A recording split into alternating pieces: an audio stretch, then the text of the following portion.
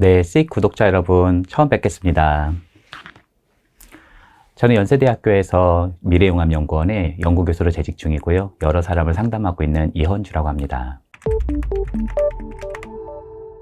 네, 제가 책 이름이 좀 강하죠. 무례한 사람을 다루는 법. 근데 사실 그 책의 핵심 메시지는 적극적으로 가서 싸우고 그러라는 건 아닙니다. 그리고 사실 저는요, 인간관계에서 정말 피치 못할 때는 적극적으로 대처해야 될 때가 있지만 웬만한 경우에서는 좀 유연하게 대처하는 것이 훨씬 더 좋은 방법이라고 생각해요. 다만 이런 부분이 있어요. 내가 만약에 어떤 사람에게 있어서 너무 많은 피해를 겪고 있다.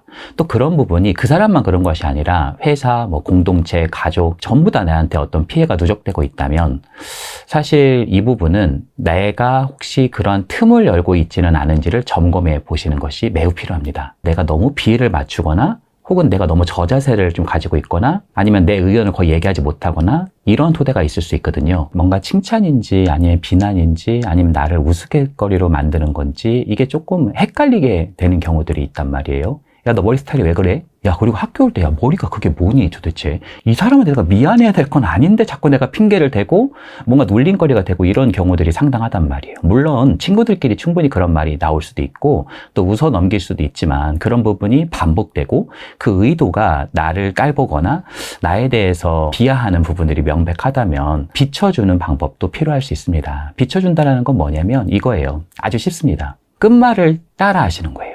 여러 얘기를 하시잖아요. 그쵸? 근데 그 마지막에 끝말을 따라 하십니다. 여러분 한번 연습해 볼게요. 너 머리 스타일이 왜 그래? 내 머리 스타일이 왜? 이렇게 물어봐 주는 거예요. 여러분 어떠세요? 쉽죠? 그러니까 여러분들 어떤 면에서는 이렇게 끝말을 따라해 주는 것만으로도 상대방은 내가 대답을 하지 않고 상대에게 오히려 내가 지금 돌려준 거잖아요. 그러니까 상대방이 대답을 할 수 있는 그런 위치에 처하게 됩니다. 근데 이것도 좀 어려우신 분들이 계시고 끝말을 나는 거의 까먹는다 하시고 나면 그런 분들이 계세요. 너 머리 스타일이 왜 그래? 그러면 그게 무슨 의미인데? 이렇게 물어보는 거예요. 두 개를 연결해도 괜찮아요. 너 머리 스타일이 왜 그래? 내 머리 스타일이 왜? 그게 무슨 의미야? 이렇게 물어봐 주는 거예요. 상대방이 얘기할 수밖에 없는 형세에 놓이게 되죠. 그러니까 이거는 어떤 면에서는 인간관계 역학 속에서 수세가 어디인지를 정확하게 좀 돌려주는 방법이다 이렇게 말씀드릴 수 있고요. 그 친구는 오히려 네 머리가 멋지다는 얘기야, 머리가 되게 자연스럽다는 얘기야 이런 식으로 좀 회피해서 지나갈 수 있거든요. 그러면서 속으로는 이런 생각이 들 거예요. 아, 내가 가지고 있는 의도를 이 사람이 알고 있나 보다. 그리고 생각보다 만만치 않네 라고 생각하실 수도 있을 것 같아요. 근데 만약에 그 사람이 야, 너 머리가 그냥 그럼 그래서 이렇게 표현할 수도 있잖아요. 이렇게 돌리지 않고 그분이 그냥 맞물러서는 거예요. 그러면 다시 한번 말하는 거예요. 그래서 하고 싶은 말이 뭐야? 이렇게 한 번 더 말하는 거죠. 그러면 사실 그분 입장에서는 거기서 더 대답하기는 좀 쉽지 않을 것이다. 그러니까 그 사람이 이야기할 수 있게끔 공세를 뒤집어 주는 것, 이러한 방법들을 말씀드리고 싶습니다. 그리고 그렇게 말이 많이 필요 없습니다. 사실 사람의 기가 어디 있는지 아세요? 눈에 있어요. 내가 만약에 진짜 대처할 수 있다라고 하신다면 그렇게 특별한 말을 하지 않으시고 만약에 그렇게 하신 상대방 있잖아요. 나에게 굉장히 피해를 입힌 상대방, 그분을 그냥 이렇게 쳐다보시면 됩니다. 그러면 사실 한 2초 정도 쳐다보고 계시면 아, 이분이 그렇게 만만치 않구나 이렇게 생각을 많이 하실 거예요. 근데 문제는 사실 그렇게 하실 분들은 이 영상을 아마 안 보실 겁니다. 사실 이럴 수 있는 힘은 좀 단호하게 대처하고 유연하게 대처할 수 있는 힘은 내 안에 있는 근력에서부터 나오고 그 근력의 힘은 나를 잘 돌보고 나를 사랑하고 나를 소중히 대하고 나의 보호막, 나의 울타리를 잘 구축해 주는 것이라고 말씀드릴 수 있을 것 같아요.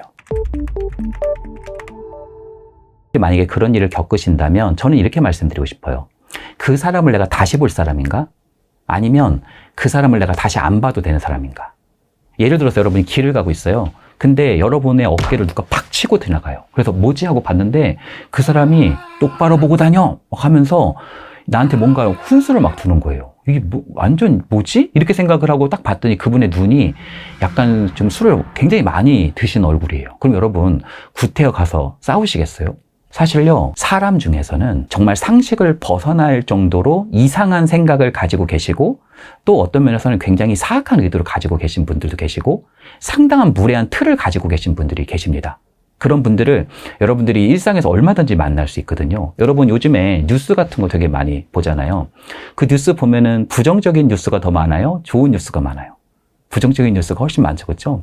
그리고 그 부정적인 뉴스가 자연재해가 아닌 이상 대부분이 인간관계에서 발생을 합니다. 그래서 여러분들에게 말씀드리고 싶은 거는 구태여 싸우지 마시라. 만약에 그런다고 하더라도 내가 대처를 해야 되는 상황이다 라고 하신다면 짧게 대답하시는 게 좋아요. 예를 들자면 뭔가를 나한테 막 무례하게 막 뭔가를 막 부탁하는 거예요. 막 나를 막 잡고 그래요. 그러면 딱 보시고 아니요 이렇게 말하는 거예요. 감정적으로 이렇게 싸우는 게 아니라 짤막하게 단호한 말투를 해주시는 것이 훨씬 낫다 이렇게 말씀드리고 싶네요. 여러분 한번 예를 들어 볼게요. 유치원에 보면은 납치범 같은 아저씨가 오셔가지고 데리고 가려고 그러면 아이들이 배우는 게 있어요. 안 돼요. 싫어요. 이걸 배운단 말이에요. 근데 우리가 보면 아니 애가 그걸 한다고 그래서 무슨 대처가 되나 그렇게 생각할 수도 있잖아요. 근데 그렇지가 않아요. 예를 들어 엄마가 너 데리러 오라고 그랬거든. 편의점 가서 맛있는 거 먹고 아저씨랑 같이 가자 이렇게 말했는데 아이가 아니에요 아저씨 엄마가 모르는 사람 따라가지 말라고 그랬어요. 그리고 아저씨가 엄마 지인인 거 어떻게 제가 알아요. 저는 본 적이 없는데요. 그리고 그런 거 따라가지 말라고 엄마가 분명히 말씀하셨어요. 이렇게 얘기하잖아요. 그러면 아니야 엄마가 막 이렇게 하면서 오히려 설득을 하기 시작을 합니다. 그러니까 거기서 뭔가 내가 기미를 보이면 그 안에서 내가 얽혀 들어갈 수 있기 때문에 오히려 아니요 싫어요. 하지 마세요. 싫어요. 라고 내가 단호하게 말해주는 것이 그 사람을 내가 건강하게 대처할 수 있는 지점이다. 이렇게 말씀드릴 수 있겠네요. 나를 있는 그대로 좀 사랑해주고 또 나를 있는 그대로 좀 돌봐줄 수 있는 그런 사람을 만나고 싶다. 나를 있는 그대로 좀 수용해주는 사람을 만나고 싶다. 이렇게 말씀하시는 분들이 계시더라고요. 간혹. 근데 여러분 그런 분들이 계시나요? 이 세상에? 뭐 종교적인 것 말고 그런 사람이 여러분들 지금 삶에 계세요? 사실 그런 사람은요 없어요. 여러분 아무도 안 계실 거예요. 그런 분들은. 사실요 내가 사랑받고 수용받으려면요 내가 사랑받을 만한 행동을 하셔야 됩니다. 그렇죠? 내가 뭔가 그 사람에게 있어서 사랑받고 충분히 호감을 줄 수 있을 만한 그런 행동을 해야 내가 사랑받을 수 있고 내가 호감을 받을 수 있죠. 이 부분을 바로 뭐라고 말하냐면 사회화라고 말합니다. 사실요 사람들은요 이걸 다 무의식적으로 알고 있어요. 그래서 기본적으로 내가 좀 사랑을 주고 사랑을 받으려고 하는 그런 어법이라든지 태도를 다 쓰고 있습니다. 한번 제가 예를 들어 볼게요. 만약에 어린 애기들한테 이렇게 애들이 한 7명 모였어요. 근데 피자 한 조각을 딱 주는 거예요. 애들은 엄청나게 굶주렸습니다. 피자는 몇 조각이죠? 8조각이죠. 그러면요 그 애들이 아주 어린 아이일수록 피자를 막 허겁지겁 먹을 거예요. 아마 어떤 애들은 처음부터 막 2개 집어서 먹을 수도 있어요. 근데 여러분들이 만약에 성인이다. 그리고 우리가 7명이 모였어요. 모두가 배고파요. 피자가 왔습니다. 한 조각씩 먹으면 한 조각이 남을 수 있겠죠. 그렇죠? 이거를 다 계산하고 있지. 여러분들 혹시 오시자마자 2개 딱 집어서 드시는 분, 혹은 한 조각을 드셨다 하더라도 마지막 한 조각을 나는 가서 팍 집어가지고 먹을 수 있는 분, 그렇게 먹을 수 있는 분은 아마 이 세상 최고의 강심장이 아닐까 그렇게 생각합니다. 다들 눈치 보면서 안 먹고 있고요. 이거 하나 드세요. 이거 나머지 하나 드세요. 배고파 보이시는데 드세요. 그러면 내가 막 배고파서 꼬르륵 소리가 날 것 같아도 아유 저는 괜찮아요. 저는 피자 원래 많이 안 먹어서요. 원래 저는 많이 먹으면 피자가 물려요. 막 이러면서 어떤 면에서 우리가 양보를 하는데 그런 부분이 우리가 가지고 있는 사회성의 어떤 측면이다 이렇게 말씀드릴 수 있죠. 그런데 이상한 일이 있어요. 왜 우리 모두는 사람을 배려하고 사람에 대해서 호감을 주려고 하고 호감을 또 받으려고 하는 그런 경향성이 있는데도 왜 이렇게 상처받는 사람들이 많을까요? 첫 번째는요, 내가 상대방에게 나도 모르게 좀 칼날을 주는 사람이 있을 수 있어요. 또 상대가 좀 지나치게 성격 자체가 좀 안 좋은 사람일 수도 있겠죠. 우리가 보통 얘기하고 있는 뭐 나르시스트라든지 소시오패스처럼 정말 이 사람이 좀 안 좋은 사람을 만나서 그럴 수도 있겠죠. 근데 대부분은 나와 너 사이에 역동 때문에 그런 일이 생기는 경우가 상당합니다. 만약에 엄마와 아이가 있어요. 그러면 보통 엄마와 아이는 서로를 사랑한단 말이에요. 근데도 일상 세계를 보면 그렇지 않은 경우가 되게 많아요. 엄마, 나 오늘 좀 힘들다? 이렇게 표현하잖아요. 그러면 바로 얘기해요. 야, 뭐가 힘든데? 너 어제도 학원 빠졌잖아. 힘든 게 뭐가 있어? 야, 다른 애들은 학원 엄청 많이 다녀. 넌 도대체 뭐가 힘드니? 약간 이렇게 가시는 경우들이 되게 많거든요. 그러니까 이런 부분들이 서로에 대한 마음이 없으면 이런 얘기가 안 나왔을 거예요. 엄마 입장에서는 아이를 조금 더 이 험한 세상에서 조금 더 능력도 있고 조금 더 괜찮은 아이로 키우고 싶은 마음이 그 부분이 좀 불안으로 나타날 수 있고요. 또 아이는 엄마에게 내 마음을 오픈했었던 건데 그것이 거절당하는 듯한 느낌을 받았을 수 있겠죠. 이런 역학들을 하나하나 되짚어 보면서 그것에 대한 순환고리, 어떤 면에서는 우리가 지금 엉켜가지고 막 꾸정물로 가고 있었는데 그 부분을 계속 꾸정물로 보내는 것이 아니라 지금부터는 새로운 물꼬를 트게 하는 것, 그 역학을 다시 한번 살펴보고 그것을 건강하게 바꿔나가는 것. 저는 그거를 일치형의 언어다 이렇게 표현을 했는데요. 이 책에는 그런 부분이 잘 나와 있고요. 꼭 책이 아니다 하더라도 여러분들이 그런 부분들은 많은 제 영상에도 있으니까 한번 꼭 참고해 보셔도 좋을 것 같습니다. 사실 우리가 일상생활을 이렇게 살아갈 때는요, 수락하는 경우가 있고 거절해야 되는 경우가 있어요. 그래서 거절하는 경우는 생각보다 굉장히 많이 있습니다. 근데 그거를 거의 못 하시는 분들이 계시단 말이에요. 그러면 어떻게 해야 될까요? 그냥 억지로 가는 거죠. 억지로 부탁을 떠맡게 되고, 예를 들어 볼게요. 이제 팀에서 같이 점심을 먹자고 이렇게 빠네요. 근데 나는 오늘 점심 먹기가 좀 싫거든요. 같이 그냥 혼자 먹고 싶어요. 근데 이제 누가 와서 그러는 거야. 김대리 점심 먹으러 가자 이렇게 얘기하면은 네 이러면서 또 따라간단 말이에요. 그리고 내가 또 왜 그렇게 얘기했을까, 왜 또 따라갔을까. 그럴 때는요, 선점하시는 게 좋아요. 그러니까 그분이 무슨 부탁을 하기 전에 내가 먼저 오늘은 혼자 밥 먹는다고 얘기하는 거예요. 그렇다고 해서 아무 얘기 없이 그냥 저 혼자 먹을게요 이렇게 말하면은 약간 이 말은 조금 이제 낯설기도 하잖아요. 한번 예를 들어 볼게요. 오늘은요 제가요 좀 혼자 먹어야 되는 이런 사정이 좀 있어가지고요 혼자 좀 먹으려고요. 이렇게 얘기를 하면 난 거절한 게 아니라 내가 먼저 얘기한 거잖아요. 그렇죠? 상대방은 거절당했다는 느낌을 거의 받기 힘들 거예요. 그냥 단호하게 그냥 얘기하지 않는다 하더라도 그냥 간단하게 나의 사정을 그냥 두루뭉실하게 얘기하고 혼자 밥 먹는다고 해서 큰일이 일어나지 않는다는 것을 여러분이 좀 많이 경험하시는 것이 필요하다.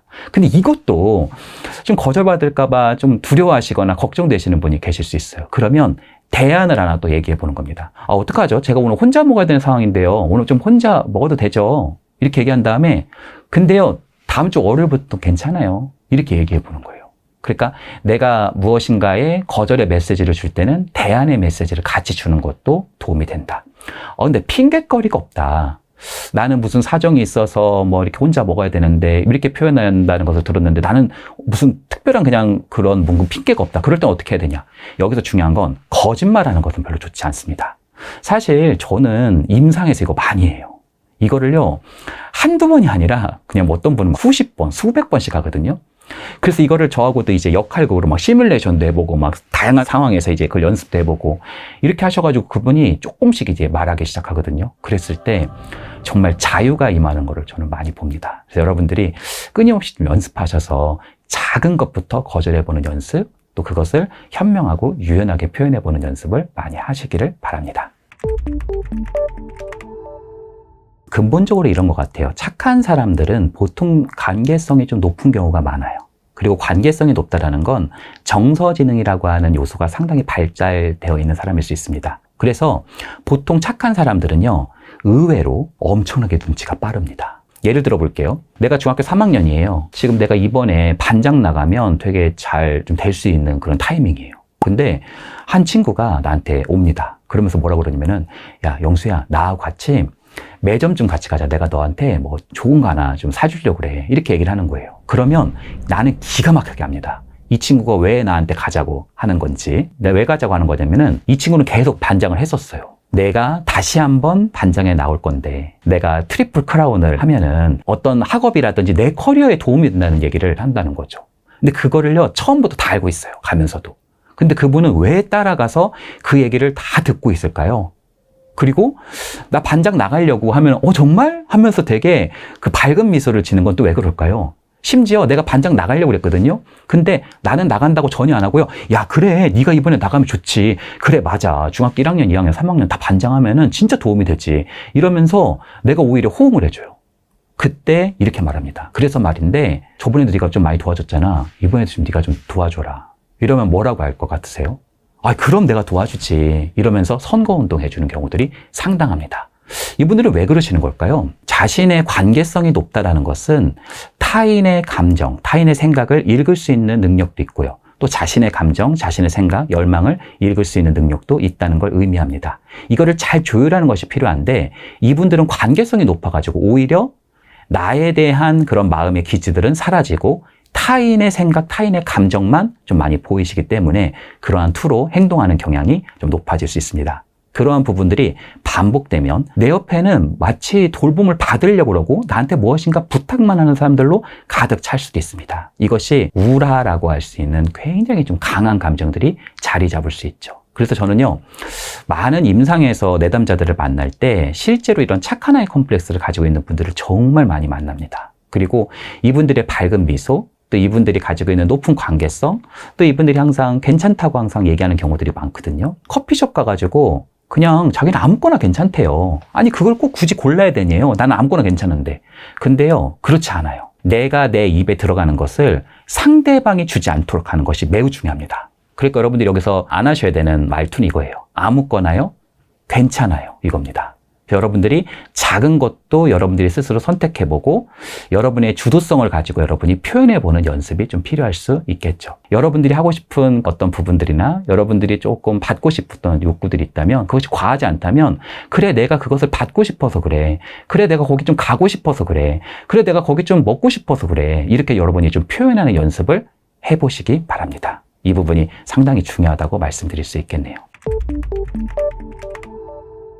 일단은 멘탈이라는 것 자체가 외부에 있어요? 내부에 있어요? 내부에 있죠. 그러니까 멘탈이 세다라는 거는 외부가 세다라는 것보다는 내면이 강하다라는 걸 의미하죠. 그러니까 오히려 막 센 척 해가지고 막 내가 분노 조절 장애다. 나 막 건들면 가만 안 있어. 이런 경우는 오히려 유리 멘탈일 수 있어요. 오히려 감정 조절이 잘 안 되는 사람일 수 있습니다. 오히려 멘탈이 강하다라는 건 내가 내 감정과 생각을 통제할 수 있는 사람들이에요. 그러니까 오히려 내가 필요할 때 그것을 적절하게 구축할 수 있는 사람이 훨씬 더 멘탈이 좀 단단하고 훨씬 더 구축이 잘 돼 있는 사람이다. 이렇게 말씀드릴 수 있겠죠. 내 뿌리는 단단하게, 그리고 내 가지는 유연하게입니다. 그러니까 오히려 멘탈이 강한 사람들은 사람에게 막 예민하게 그러거나 아니 제가 그렇게 말씀 안 했잖아요. 왜 그러셨어요? 왜 그러셨어요? 막 이렇게 따지는 식으로 얘기한다기보다는 훨씬 더 이거를 유연하게 좀 표현할 수 있는 거죠. 예를 들자면 아니 왜 부장님 혼자 다 말씀하세요? 이렇게 표현하는 것보다는 부장님 저도 제 얘기 좀 한마디 해도 될까요? 이렇게 말씀드리는 거예요. 어머님 아들 참 잘 키우셨어요. 이렇게 말하는 게 아니라 어머님 제가요 사실 전화할 데가 어머님밖에 없어 전화드렸어요. 어머님 저도 자식이라면서요. 어머님 저 얘기 좀 들어주실 거죠. 이렇게 얘기할 수 있는 힘은 내 뿌리가 단단해야 나올 수 있다. 그 뿌리가 단단한 것이 바로 땅 아래에 박혀 있는 것처럼 멘탈이 굳건하게 구축되어 있는 사람이다. 이렇게 말씀드릴 수 있겠네요. 자존감이 진짜 높은지 낮은지를 보는 건 전문가가 아니면 조금 보기 힘든 경우가 많습니다. 그래서 자존감은 자신만 아는 경우도 상당합니다. 부모님도 모르시고 배우자도 모르고 자녀도 모르는 경우들도 있어요. 그래서 여러분들이 내가 자존감이 높은가 낮은가 여러 테스트도 있지만 명제를 한번 드려볼 테니까 한번 점검해 보시기 바랍니다. 나 스스로의 존재가 가치가 있고 소중하고 긍정적인 존재라고 믿는 마음이 바로 자아존중감이라고 하고요. 그 자아존중감을 줄임말로 하면 자존감입니다. 그러니까 여러분 이런 거예요. 세상을 살다 보면 굉장히 봄과 같은 순간이 있잖아요. 잘 나갈 때, 괜찮을 때. 그럴 때는 자존감이 그렇게 중요하지 않을 수 있어요. 왜냐하면 내가 지금 잘 나가고 있으니까. 어디를 봐도 지금은 다 외부적으로 봐도 다 잘 되고 있으니까. 근데 자존감이 정말 큰 힘을 발휘할 때는 언제냐면 내 삶에 혹독한 겨울이 찾아올 때. 정말 내가 진흙탕 같은 데 내가 빠져있게 될 때. 우리 삶에는 상실의 순간도 있고 추락의 순간도 있고 어떤 순간에는 어떤 절망의 순간들도 있고 위기의 순간들이 있잖아요. 실패의 순간들도 있고 그럴 때 나는 진흙에 빠져 있지만 그럼에도 불구하고 진흙이 아니다. 나는 진흙 속에 있어서 내 빛깔이 안 보일 뿐이지 나는 진흙 속에 있는 진주다. 진주라고 하는 토대는 이겁니다. 진흙에 빠져 있다 하더라도 건져내서 물로 좀 닦으면 빛깔을 다시 내잖아요. 그런 것처럼 여러분의 기본 존재의 토대가 진흙이 아니라 진주라는 토대. 내가 부정적인 곳에 아무리 맞는다 하더라도 나는 기본적으로 긍정적인 존재라고 믿는 바. 그것이 바로 자존감이다. 이렇게 말씀드릴 수 있겠네요. 여러분이 만약에 롤스로이스 막 되게 비싼 차를 여러분이 타고 있어요. 그럼 여러분들은 그 차를 어떻게 대하시겠어요? 굉장히 소중하게 대하지 않을까요? 근데 여러분이 만약에 다음 달에 폐차시킬 거예요. 그럼 그 차는 어떻게 하시겠어요? 그냥 막 험하게 쓰시겠죠. 그렇죠? 여러분 스스로를 여러분이 어떻게 여기느냐에 따라서 여러분의 자존감은 결정될 수 있다. 이렇게 말씀드릴 수 있겠네요.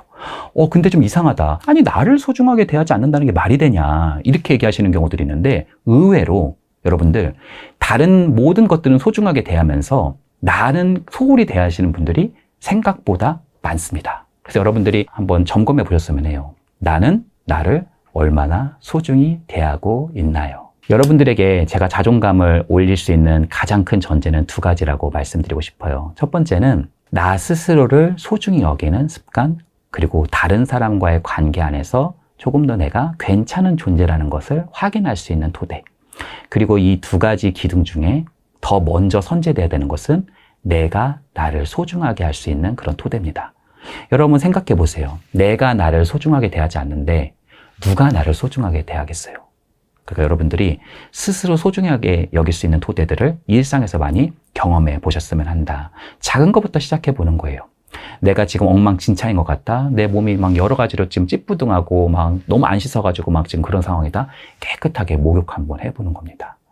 아, 내가 지금 배고프고 너무나 춥고 내가 너무나 지금 뭔가 대접을 못 받은 것 같다. 나에게 좋은 거 한번 음식으로든 여러분들이 좋아하는 걸로 대접해 보는 겁니다. 이러한 일상들을 경험해 보는 거예요. 여러분 질문해 보셔야 돼요. 나한테 줄 선물이 뭐가 있지? 나에게 있어서 정말 긍정적인 경험을 해볼 게 뭐가 있지? 이런 부분을 여러분들에게 차곡차곡 쌓아나가는 것. 그런 경험이 모이고 그런 기억이 모이고 그런 리추얼이 쌓일 때 여러분의 자존감이 좀 올라갈 수 있고 그 토대에서 좀 더 나은 관계가 가능할 수도 있다. 이렇게 말씀드리고 싶네요. 친밀감의 핵심은 내가 가지고 있는 내밀한 생각이나 좀 감정, 열망 같은 것을 내가 표현해 보는 거예요. 예를 들어서 현수야, 사실 나 옛날에 파일럿 좀 되고 싶었다. 내가 예전에 품고 있었던 그냥 꿈 같은 걸 이렇게 공유해 본 거잖아요. 이런 이야기를 할 수 있는, 마음을 공유할 수 있는 관계를 우리는 굉장히 좋은 관계다, 깊은 관계다 이렇게 이야기를 해요. 근데 이거를 많은 분들이 오해를 하셔가지고 내 깊은 생각이나 깊은 감정이나 열망을 공유하는 것을 내 약점을 말하는 것으로 오해하시는 경우들이 있고, 심지어 내가 사회적으로나 법적으로 비난받을 수 있는 일을 막 얘기하시는 경우들이 있습니다. 이거는 나를 위해서도 좋지 않지만 상대방을 굉장히 부담스럽게 할 수 있는 그런 경우다라고 말씀드릴 수 있어요. 여러분들이 만약에 어떤 사람의 법적으로 문제되는 이야기를 막 들었다고 여러분 생각해 보세요. 여러분 얼마나 부담스럽겠어요. 그리고 중요한 건 관계는 고정되지 않습니다. 그리스의 철학자 헤라클레이토스가 우리는 같은 강물에 발을 2번 담글 수 없다고 했어요. 그러니까 내가 지금 발을 담그고 있는 그 물은 5초만 지나면 저기 아래로 지금 떠내려가고 있다는 거죠.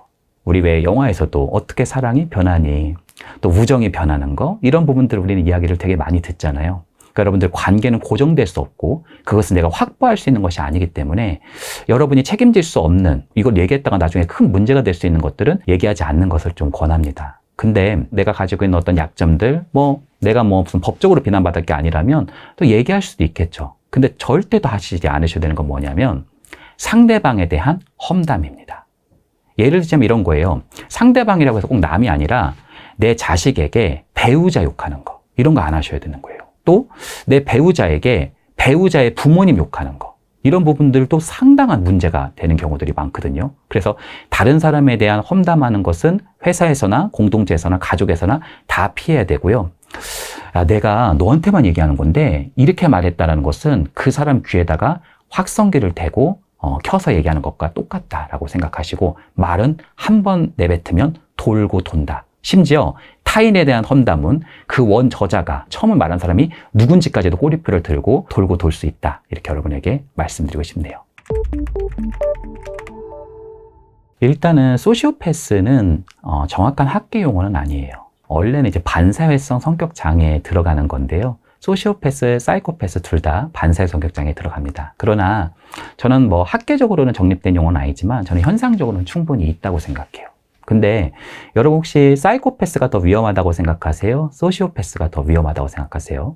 사실 사이코패스보다 소시오패스가 훨씬 위험합니다. 보통 우리는 영화 같은 거 보면은 막 굉장히 극단적인 사이코패스들이 나와서 저 사람들이 더 위험하지 않냐 이렇게 생각하실 수도 있는데, 그분들은 보통 어린 시절 때 문제 행동을 많이 일으켜가지고요, 공동체 일원으로 이렇게 못 나오는 경우들이 많고, 그런데 소시오패스는 사이코패스와는 달리 실제 외견상으로는 구별하기가 매우 어렵습니다. 그냥 괜찮은 사람처럼 보이고요, 이 사람이 소시오패스야? 라고 생각할 정도로 너무나 해맑은 얼굴들을 가지고 있는 경우들도 많다. 위장이 훨씬 잘 되어 있고 심지어 그분들의 수가 생각보다, 통계적으로 봐도요, 생각보다 많다. 이런 부분을 여러분에게 말씀드린다면 우리가 얼마큼 주의해야 되는지를 좀 볼 수 있는 지점일 수도 있겠죠. 여러분들 소시오패스는 여러 가지 특징이 있겠지만은 일단은 첫 번째 특징은 습관적인 거짓말이에요. 근데 이 거짓말이라는 게 의도가 중요하잖아요. 막 내가 그 사람 상처받지 않게 하려고 거짓말하는 걸 수도 있고, 내가 막 불안하고 허둥지둥한 거를 막 숨기려고 거짓말하는 걸 수도 있고, 그럴 수 있잖아요. 그렇죠? 근데 이분들의 거짓말은 뭐냐면 자신에게 이득이 될 수 있도록 거짓말 하시는 분들. 그러니까 이 거짓말이라는 것도 계속 듣다 보면 이게 반복돼서 들킨단 말이에요. 근데 그 거짓말을 하는 모든 의도가 자신이 실질적으로 이득을 받으려고 거짓말하는 경우가 상당히 많죠. 그리고 두 번째는 사람에 대한 좀 교묘한 이용이 있습니다. 그러니까 사람을 존재로 보지 않고 사람을 약간 물건 취급하고 좀 그냥 효용성으로 보고 어떤 면에서는 그냥 이렇게 갈아치우는 듯한 말 표현을 쓰시는 분들이 우리 사회에는 꽤 있어요. 예를 들면 이런 거예요. 김 과장 그냥 그렇게 잘 얘기해가지고 잘 잘라 그냥 이렇게 그냥 얘기하는 거예요. 근데 이거를 내가 했어요? 아니죠. 누구 시켜서 했죠 지금 김 과장한테. 그래서 자른 분이 막 찾아오는 거예요. 아니 왜 저를 자르세요? 저 열심히 이렇게 일했는데 이러면요. 이분들은 이렇게 얘기해요. 그래요? 어이구 왜 그랬지? 제가 한번 알아볼게요. 김 과장이 그렇게 얘기했어요? 어이구 왜 그랬지? 그 이상하네. 약간 이렇게 가는 거예요. 그러니까 이게 거짓말하고 이용이 막 반복되는 거죠. 그러니까 김 과장도 사실은 이용을 당하는 거고 또 어떤 면에서는 그 사람한테도 거짓말하게 되는 이런 것들이 혼용되는 경우들이 있습니다. 그리고 정의의 옷을 입고 있는 경우들도 있거든요. 무엇인가 자기가 정의롭다고 하고 자기가 어떤 주장을 관철하려고 하는 그 모든 이득이 실질적인 이득의 가장 큰 파이를 차지하는 게 본인 자신인 경우들이 상당합니다. 그래서 여러분들이 이런 걸 보셔도 돼요. 이 주장의 최종 종착지에서 가장 이득을 얻을 사람이 누구지? 예를 들면 이런 거예요. 이거 우리 프로젝트 이거 되게 좋은 것 같은데 이거 한번 할까요? 이거 프로젝트가 굉장히 이거 필요한 거거든요, 사회에서. 근데 이걸 가만 보면 그렇게 얘기한 다음에 혼자 일은 다 하고 있단 말이에요, 내가. 그리고 혼자 이분이 그냥 모든 영광은 다 받고 있었어요. 그럼 여러분들이 의심해 볼 수 있겠죠. 이분이 또 들고 온다? 왜 이거를 하자고 하는 걸까? 대한민국 국민이나 회사를 위해서 하는 것은 모두 허울뿐이고 모두 자신이 최종의 어떤 실적인 이득의 종착지일 수 있다. 이런 부분을 여러분들이 살펴볼 수도 있죠. 요즘에 인간관계에 대한 여러 컨텐츠들이 나오게 되면서 너무나 사람들에게 많이 힘들었던 그런 분들이 계시구나라는 것을 저는 임상 현장뿐만 아니라 대중들의 어떤 그런 욕구에서도 많이 보기도 합니다. 근데 제가 말씀드리고 싶은 게 있어요. 그럼에도 불구하고 사람이 희망이라고 생각합니다. 이런 얘기들이 있어요. 10명의 사람이 있을 때 한두 명하고 친하게 지내고 나머지는 그렇게 중요하지 않다. 이렇게 이제 얘기하시는 경우들이 있는데 맞는 얘기죠. 10명 있는데 어떻게 10명하고 다 친하겠어요. 그런 건 영화나 드라마에서나 나오는 거지. 그렇지 않겠어요? 그렇다고 해서요. 적으로 두시는 경우는 정말 바람직하지 않습니다. 원래 인간관계는 적으로 두는 게 아닙니다. 인간관계는 내가 더 친한 사람이 있고 조금 덜 친한 사람이 있을 뿐이지 또 나한테 더 호감이 있고 호감이 조금 덜 할 수 있을 뿐이지 그것을 막 비호감으로 만들고 막 사람이 나를 막 질투하게 만들고 시기하게 만들고 막 심지어 나를 막 적대하게 만들고 이것은 인간관계 실패를 예견하게 하는 그런 행동일 수 있다. 그래서 여러분들이 인간관계를 맺을 때 내가 더 친한 관계를 맺고 또 그렇지 않은 사람들하고도 어느 정도 호감 있는 관계를 구축해 주는 것 이것이 매우 중요하다고 말씀드릴 수 있겠네요. 인간이라는 존재는 독립적으로 있었던 적이 없어요. 여러분 하인츠 코엇이라는 분이 계신데 이분이 뭐라고 그랬냐면 한 우주선에 우주 비행사가 탄 거예요. 그래서 이제 우주를 이렇게 지금 다니고 있는데 가만 보니까 저기서 소행성에 내려와가지고 지구가 지금 멸망할 위기예요. 여기서 두 가지 선택을 할 수 있어요. 나는 우주 공간을 부유하면서 여기 맛있는 거 많으니까 여기서 막 먹으면서 그냥 생활을 영위해 나갈지 아니면 임무를 마치고 지구로 돌아가서 소행성을 맞으며 같이 최후를 맞이할지 여러분은 어떤 선택을 하시겠어요? 코엇은 이렇게 말합니다. 사람은 놀랍게도 다시 그 항로를 변경해서 그 지구로 돌아가고 거기서 소중한 사람과 함께 최후를 맞이한다고 이야기를 합니다. 우리는 인간관계의 바다에 살고 있고요. 그 바다로부터 우리는 분리될 수 없습니다. 그래서 인간관계를 관계의 망, 관계의 거미줄이라고도 이야기하죠.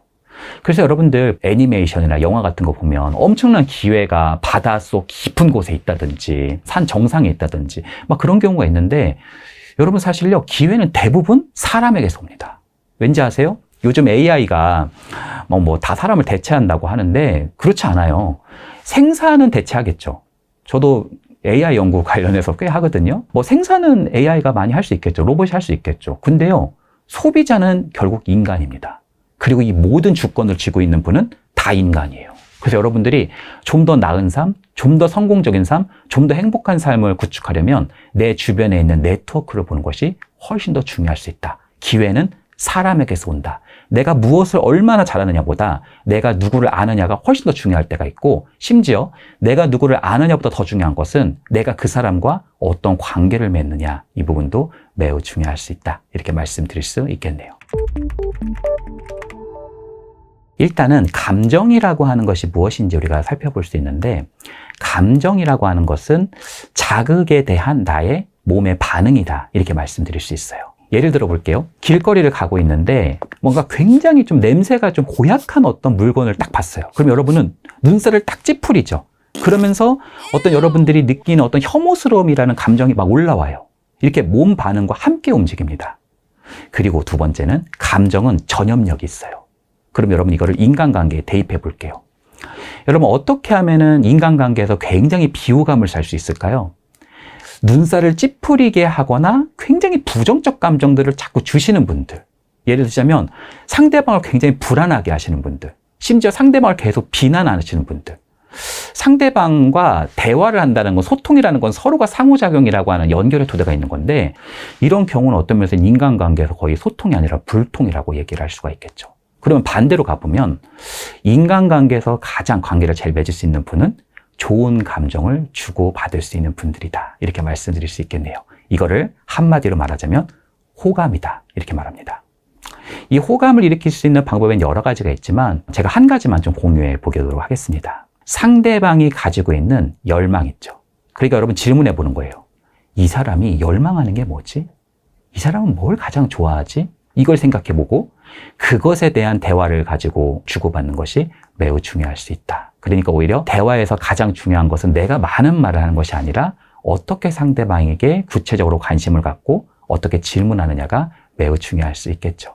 예를 들면 이런 거예요. 엄마 나 부반장 됐다? 이렇게 말하면 반장은 누군데? 이렇게 말하시는 분들이 계세요. 엄마 나 80점 맞았다? 몇 문제인데? 이렇게 가시는 경우가 항상 있거든요. 그러니까 항상 이렇게 부정적으로 가시면 아이가 엄마하고 있으면 좋아야 되잖아요. 근데 막 엄마하고 있으면 내가 압박감을 받고 또 뭐라고 하시겠네. 이렇게 생각이 들고 막 피하고 싶고 이런 마음이 들거든요. 그러니까 이렇게 다시 얘기해 보는 거예요. 엄마, 나 80점 맞았다? 그러면 진짜? 어떻게 80점 맞은 거야? 이렇게 물어봐주고 상대가 이야기할 수 있는 토대를, 그 판을 여러분 열어주는 거. 이것이 호감의 첫걸음이다. 이렇게 말씀드릴 수 있겠네요. 상대방이 정말 좋아하고 열망하는 그러한 주제들을 꺼내서 그것에 대해서 깊은 교감을 하는 것. 그리고 여러분들 어떤 분들은 그러시더라고요. 아니 상대방한테 내가 이야기를 이렇게 안 하면 나는 그러면 들으라는 얘기냐, 그냥 이렇게 나도 얘기하고 싶은데 그냥 들으라는 얘기냐. 아니요. 그 사람이 호감 가는 얘기를 막 하고 있는데 나도 좋아하는 얘기가 있을 수 있잖아요. 그렇죠? 뭐 예를 들어서 그 사람이 테니스에 대해서 막 얘기를 하는데 나도 테니스 관심이 있을 수 있잖아요. 얘기하다 보면 그 사람이 뭔가 좋아하는 이번에 개봉한 어떤 애니메이션 얘기를 하는데 나도 그거에 관심이 있을 수 있잖아요. 그러면 그것에 대해서 나도 얘기해 보는 거예요. 그리고 그것을 시간에 기대어서 여러 활동들과 행동을 하다 보면 우리는 친밀해질 수도 있죠. 또 대화법으로 우리가 돌아간다 하더라도 상대방의 무엇인가를 막 얘기하고 나는 잘 들어주잖아요. 그러면 그것은 굉장히 그 사람에게 있어서 진귀한 경험이 됩니다. 왜냐하면 우리 사회에 마이크는 무지하게 많아도 사실 듣는 사람은 거의 없거든요. 그래서 여러분이 잘 들어주고 계시면 그 사람이 이제 얘기를 다 들어줬으니까 나에 대한 고마움이 있을 거예요. 내가 아니 그래서 어떻게 됐는데요? 와 대박, 진짜 멋지시네요. 막 이렇게 표현을 하면서 여러분이 들으신 거예요. 그러면 그런 경우는 거의 흔치 않단 말이에요. 사람들이 가장 관심이 있는 얘기는 다 자신의 이야기입니다. 심지어 이분은 말을 많이 했어요, 안 했어요? 내 얘기를 지금 되게 진심으로 들어줬죠. 항상 부정적인 것이 있다면 뒤집어서 긍정적인 부분으로. 소위 사람과 관계를 맺을 때 호감을 형성하는 것은 좋은 감정을 주고받는 것이다. 이렇게 말씀드릴 수 있겠죠. 이런 말이 있어요. 샤넬백이 100개 있는 사람보다 샤넬백이 1개도 없는 사람이 더 샤넬스럽다. 이런 얘기가 있어요. 이게 무슨 말일까요? 고귀함이라고 하는 것은 외부의 어떤 백이나 이런 곳에 있는 것이 아니라 사실 우리 내면에 있다. 그러니까 보이는 곳에 있는 것이 아니라 보이지 않는 곳에 있다. 고귀함의 공장은 우리의 내면이다. 이렇게 말씀드릴 수 있겠네요. 화장을 하고 머리도 이렇게 꾸미고 이런 거 있죠. 이것보다 다른 사람이 안 보는 곳, 다른 사람이 잘 모르는 곳 어딜까요? 내 방이죠. 그렇죠? 방을 깨끗하게 치워나가는 것. 누가 봐서 이걸 치우는 게 아니라 나 스스로를 위해서 깨끗하게 치워보고 정돈해 보는 것. 이불을 이렇게 개보는 것도 굉장히 도움이 됩니다. 내가 자고 일어났을 때 내가 잔 이불을 깨끗하게 내가 접어보는 것. 이런 부분들이 나의 어떤 가치, 나의 고귀함을 안에서부터 팽창시켜서 외부로 발산할 수 있는 힘으로 구축되기도 합니다. 그러니까 너무 지나친 외부의 화려함보다는 내면에 있는 단아함, 또 정돈됨, 어떤 면에서 내가 질서의 세계에 구축되어 있는 것. 이런 부분이 매우 중요할 수 있겠네요. 예를 들자면 이런 거예요. 차를 한 잔 마실 때도 정확하게 찻잔에다 이렇게 따라가지고 먹어보는 연습. 또 내가 책상에 앉아서 무엇인가 책을 읽을 때도 그냥 막 아무렇게나 막 해도 막 어질른 게 엄청 많은데 그냥 뭐 어떻게든 책 읽으려고 하시는 게 아니라 여기를 깨끗하게, 만약에 내가 1시간 동안 도서를 한다면 깨끗하게를 정리하시고 책을 읽어보는 연습. 누워서 막 읽고 막 그냥 막 흐트러진 자세로 읽는 것보다는 정확하게 내가 앉아서 해보는 연습. 이러한 생활 습관의 힘이 귀티, 고귀함으로 나올 수 있겠다. 이렇게 말씀드릴 수 있겠네요. 집단주의 문화가 좀 세서 그렇습니다. 사실 예전에 오바마 대통령이 우리 한국 기자분들에게 질문을 받으려고 이렇게 질문을 한번 해보라고 했었어요. 근데 아무도 질문을 안 하시는 거예요. 그랬더니 뭐 영어가 어려워서 그러냐, 여기 통역하시는 분도 계시다, 이러시기도 하시고, 심지어 막 다른 나라에서 이제 기자가 손드니까 아직 나는 한국 기자가 좀 손들었으면 좋겠다, 이러시는데도 가만히 계시더라고요. 근데 그 한국 기자분들이 똑똑하지 않아서가 아니에요. 영어를 못해서가 아니에요. 뭔가 자기의 주장을 이야기하고 자기 얘기를 한다는 것이 굉장히 어색해 왔던 것이 대한민국의 현실입니다. 한번 예를 들어 볼게요. 외국에서는 my husband 이렇게 표현을 하잖아요. 이게 내 남편이라는 뜻이잖아요. 근데 우리나라는 어떻게 얘기해요? 우리 애 아빠. 이게 거의 당구장처럼 막 그냥 쓰리 쿠션 막 이렇게 간단 말이에요. 그러니까 이게 굉장히 연결돼 있다는 그런 부분이 있죠. 이러다 보니까 이게 사회적인 공동체 안에서도 관계의 경계가 좀 지나치게 밀접해가지고 여러 문제가 일어나는 경우들이 있는데, 심지어 별로 친하지 않은데도 사생활을 막 코치코치 캐묻거나 나에 대해서 막 충고하거나 그러는 경우들이 있어요. 한번 예를 들면 이런 거예요. 아니, 그래서 어디 사는데, 뭐, 전세야, 그 자가야 뭐야? 아니, 그게 전세야? 그럼 그게 반전세야? 뭐야? 이렇게 계속 물어보니까 이게 상대방 입장에서는 이게 관계가 전혀 친하지 않은데 막 부담스럽고 그 사람 사이에서 내가, 이분하고 좀 떨어지고 싶다, 이런 느낌을 받을 수가 있겠죠. 두 번째는 나이 묻고 동의도 안 구하고 바로 반말하시는 분. 여러분 이거 오해하시면 안 되는 게, 반말을 하고 서로 이렇게 얘기를 하는 부분들이 형, 동생, 뭐, 이제 언니, 뭐, 동생, 이렇게 해가지고 친하게 지내려는 맥락으로 하시는 분들이 계신데, 그런 분들 괜찮아요. 서로 동의하면서 관계의 폭이라는 게 어느 정도 깊어졌을 때 그걸 하는 거잖아요. 근데 그게 아니라 상대방은 그런 준비가 전혀 안 됐는데, 바로 나이 물어보고, 그 다음에 내가 바로 반말하는 것은 어떤 면에서는 인간관계가 수평이 아니라 수직이라고 하는 것을 보여주기 위한 하나의 토대일 수 있다. 상대방은 그 토대가 상당히 불편해질 수도 있다는 거죠. 그리고 세 번째는 지나치게 명령조의 말투를 많이 쓰는 거. 회사는 기본적으로 수직적인 구조를 많이 가지고 있잖아요. 그래서 수직적 구조가 있으니까 뭐 자기가 직원한테 얘기할 때 그걸 명령조로 얘기하는 건 당연하다, 이렇게 말씀하시는 분들이 계신데, 그것을 너무 강하게 하면은요, 상대방으로 입장에서 좀 상처받는 경우들이 있어요. 예를 들면 이런 거죠. 금요일까지 이거 다 해놓으세요. 지금 그거 규정을 모르세요? 가서 읽고 오세요. 이러면요, 상대방 입장에서는 약간 뭔가 해야 되는 게 맞는데도 되게 하기 싫고 막 짜증나고 막 그런 느낌을 받거든요. 그러니까 지금 저 회의하는 거 안 보이세요? 이렇게 말하는 것보다는 지금 제가 회의 중이라 통화가 어려운데 조금 이따가 이야기하죠, 이렇게 표현해 보는 거예요. 보고서 다 해놓으세요. 혹시 이거 보고서 좀 가능할까요? 이렇게 말해 보는 거예요. 훨씬 유연하게 말하면서도 훨씬 상대방에게 같이 협조를 구할 수 있고 같이 나아갈 수 있는 그런 팀워크를 구축해 줄 수 있겠죠. 그러니까 지나치게 명령적인 말투도 조금은 피할 수 있다, 이렇게 말씀드릴 수 있겠네요. 네 번째는 조금 친해졌을 때 상대방을 굉장히 좀 은근히 무시하는 경우. 야, 네가 그 시험 붙었어? 야, 너 진짜 운 좋았네. 네가 합격했다는 거 보니까 좀 쉬었나 보네. 그럼 상대방이 이제 좀 기분 나빠할 수 있잖아요. 그러면 막 웃는 거예요. 야, 삐졌냐? 삐졌냐? 이게 상대방 입장에서는요, 약간 친해가지고 말 놓고 좀 하려고 그러는데 너무너무 상처가 되고 화가 나거든요. 그리고 또 이런 것도 있죠. 야, 너한테는 이게 좀 어려울 수도 있는데, 이거를 막 반복해서 하시는 분이 있어요. 너한테는 좀 그게 어려울 수도 있는데, 이걸 상대방이 들으면 뭐, 그럼 너는 잘한다는 거야? 약간 이런 느낌을 받거든요. 그래서 이런 말투 같은 거를 내가 하고 있다면, 상대방은 그것에 대해서 그렇게 좋아하지 않을 수도 있다, 이 네 가지 측면을 한번 말씀드리고 싶습니다. 조금 더 우리 사회가 지금 관계적인 문화가 다 나쁜 거 아니죠. 집단주의적 문화라고 해서 나쁜 것만 있는 거 아니거든요. 또 개인주의적이라고 해서 꼭 뭐 좋은 것만 있는 거 아닙니다. 서로에게 있는 장단점이 있고 그 장점의 시너지를 더 구축해 나가는 것이 필요한 우리 사회의 과업이라고 생각합니다.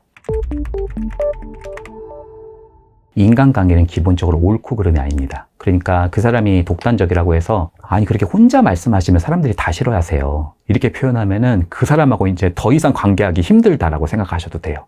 그러니까 이게 팩트가 맞다고 하더라도 그 사람하고의 관계는 이제 포기하셔야 된다. 한번 예를 들어 볼게요. 여러분 요즘에 뭐 토론회 같은 거 이런 거 있잖아요. 거기서 이제 어떤 정치인 둘이 만난 거예요. A 정치인, B 정치인. 근데 A 정치인이 너무나 논리적이셔가지고 B를 막 깨부순 거예요. 그래서 이제 B가 완전히 논리적으로 완전히 지금 막 깨진 거죠. 근데 집으로 돌아가시면서 아, 내가 생각이 틀렸네. 저분 생각이 다 맞네. 아, 저분으로 내가 전향해야지. 이렇게 하시면서 가시는 분들이 계실까요? 그럼 뭐라고 생각할까요? 아, 내가 그때 그 얘기를 했었어야 되는데. 아, 내가 그때 그 말을 했었어야 되는데. 다음번에 두고 보자. 오히려 더 공고해질 수 있겠죠. 소위 대화는 상대를 긍정할 수 있는 토대 안에서만 일어날 수 있다. 해와 바람이라고 하는 이솝우화 아시죠? 그 해와 바람에서 바람이 세차게 불었을 때는 옷깃을 더 염해져. 근데 해가 쨍하고 비쳤을 때는 그 환대의 토대 안에서 우리가 옷을 벗을 수 있겠죠. 인간관계에서 대화할 수 있는 토대는 상대를 긍정하는 토대다. 근데 자기 생각만 얘기하시는 분이 아니라 이분은 막 되게 화가 나셔서 얘기하신다. 어떻게 하면 좋을까? 심지어 여러분 난이도를 높여볼게요. 우리 남편이 거의 막 나한테 화를 내면서 얘기한다. 막 이건 거의 불가능하지 않냐? 아니에요. 당신 화났구나. 아이고, 화날 수 있지. 아이고, 서운할 만하지. 아이고, 당신 서운할 만한 거 좀 더 얘기해 줄 수 있어? 요렇게 서너 번만 얘기하잖아요. 그러면 목소리의 톤이 낮아지고요. 화나는 것에서 화나는 이유를 얘기하게 됩니다. 그리고 화나는 이유를 주의 깊게 들을 때 그 토대판에서 오히려 내가 그 사람하고 교집합할 수 있는 거리가 생겨날 수 있다. 이렇게 말씀드릴 수 있겠네요. 내가 그 사람하고 싸우려고 그러는 거 아니잖아요. 그분이 좀 자기 얘기를 하고 뭐 나 때는 말이야 이렇게 얘기하고는 하는데 어떤 면에서 그 사람하고 좀 잘 그래도 지내고 싶은 거잖아요. 그러면 그 사람과 내가 판의 토대를 깔아주고 그 타당화, 그 정당화의 토대 안에서 내가 그분과 관계의 폭을 이어나갈 수 있다. 제가 어떤 방송을 본 적이 있는데요. A 교수님이 있었고 B 교수님이 있었어요. 근데 이제 A 교수님하고 B 교수님은 둘이 토론하는 게 아니었어요. 그 자리는.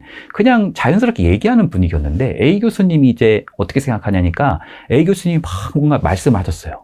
그 다음에 이제 사회자가 A 교수님 말씀을 잘 들었다. 혹시 B 교수님 생각은 어떠시냐? 이랬더니 B 교수님이 바로 첫 문장 이거더라고요.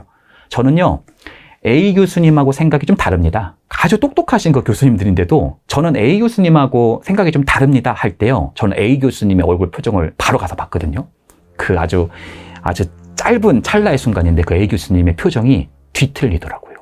내 이야기를 하고 내 무엇인가를 주장을 할 때 상대방의 이야기를 내가 반박을 해야 내가 이야기를 할 수 있다고 생각하시는 경우들이 있는데 그렇지 않아요. A 교수님하고 생각은 다릅니다. 이렇게 하는 순간 A 교수님이 지금까지 20분, 30분 동안 얘기하신 게 다 뭔가 부정되는 것 같고 내 이야기가 이제 들어오게 되잖아요. 그럼 이제 A 교수님 어떻게 할까요? 또 그것에 대해서 반박을 하대로 올 수 있겠죠. 그러니까 이렇게 말하는 거예요. A 교수님의 어떤 말씀에 저도 100% 동의한다. 이러면 돼요. 그러니까 내가 A 교수님이 100마디를 하셨는데 나는 100마디가 다 안 맞는다. 이러기는 쉽지 않잖아요. 거기서 특정 부분에 어떤 부분은 맞을 수 있잖아요. 그러니까 내가 그 부분에 대해서 철저하게 동의하고요. 그 부분에 대해서 저도 동의하고요. 이렇게 하면서 거기다가 저도 하나 덧붙이자면 이렇게 얘기하면서 말해보는 거예요. 덧붙일 때도요. A 교수님에 대한 존중의 의미를 하나 더 주신다면 좋아요. 저는 A 교수님의 이런 말씀에 진짜 100% 동의하고요. A 교수님 저도 하나 덧붙여도 되죠? 이렇게 얘기하면 그 A 교수님도 보통 웃으면서 화답을 한단 말이에요.